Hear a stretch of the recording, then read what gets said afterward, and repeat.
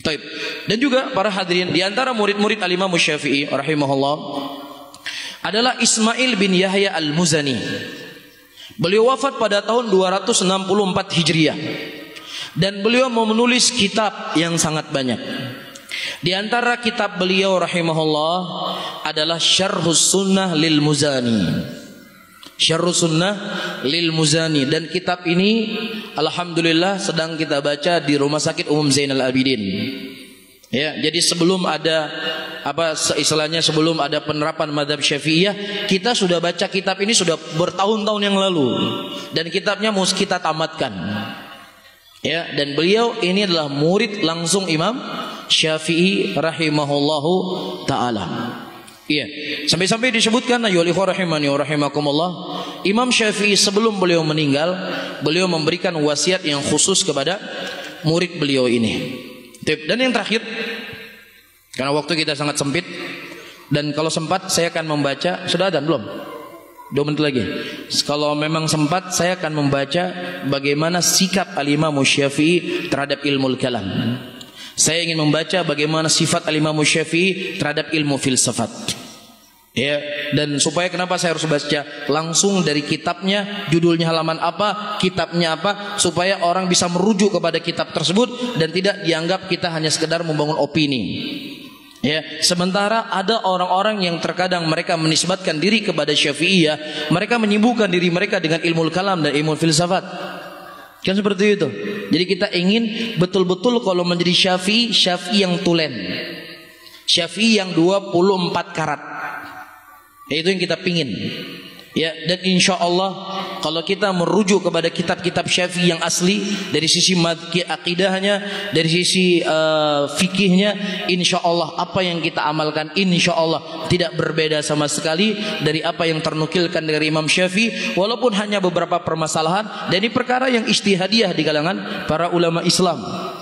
Jelas ya? Yang jelas kita tidak akan pernah keluar dari 4 madhab yang 4. Ya, dan secara khusus ya saya di Ma'had sendiri semenjak saya pulang dari Yaman tahun 2008 sampai hari 2020, pelajaran yang saya baca di pelajaran maghrib di Ma'had kami di sana, kitab Syarah Sahih Muslim. Ini kitabnya Syafi'iyah, dikarang oleh Al-Imam Nawawi. Itu saya baca 2008, sekarang sudah 2020. Sudah berapa tahun? Sudah 12 tahun saya baca kitab itu di Ma'had, tapi belum selesai karena kitabnya terlalu tebal. Iya, dan ini juga kitab yang saya pelajari dulu guru saya. Dulu ketika saya di Yaman, Sahih Bukhari kita membaca punya Al-Hafidz Ibnu Hajar. Beliau siapa? Syafi'iyah. Dalam kitab Sahih Muslim kita membaca Syarah Imam Nawawi, itu juga Syafi'iyah. Iya. Kemudian dalam masalah kitab Sunan Sunan Al-Imam Baihaqi. Waktu itu saya belajar dengan guru saya kitab Baihaqi Sunanul Kubra, Sunanul Sugra. Itu juga ulama Syafi'iyah. Hampir semua nukilan-nukilan di situ adalah siapa? Nukilan Syafi'iyah. Jelas ya? Jadi sekarang kita ingin ya membuktikan siapa yang paling Syafi'i. Ya, siapa yang paling Syafi'i? Insyaallah ya, dengan keterbatasan ilmu kita siap dengan kitab-kitab yang terwariskan dari ulama-ulama Syafi'iyah, dan juga yang paling terpenting kita harus siap untuk mempertanggungjawabkan itu di hadapan Allah Rabbul Alamin. Itu yang paling penting, karena dengan manusia bisa menerima kita, manusia bisa suka dengan kita, manusia bisa tidak senang dengan kita. Maka yang paling terpenting apa? Kita cuma sekedar menyampaikan apa yang kita ketahui dari kitab-kitab ulama Syafi'iyah, ya, dari perkara-perkara yang terwariskan dari mereka rahimahullahu ta'ala.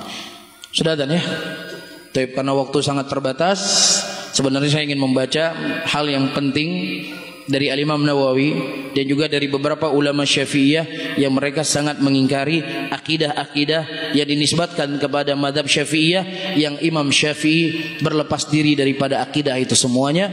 Nah, wallahu a'lam bishawab.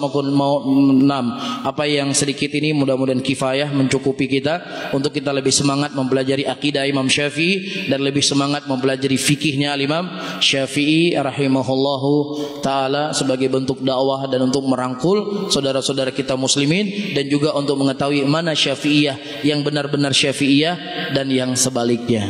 Wallahu taala alam bisawab. Saya akhiri, Allahumma shalli ala Muhammadin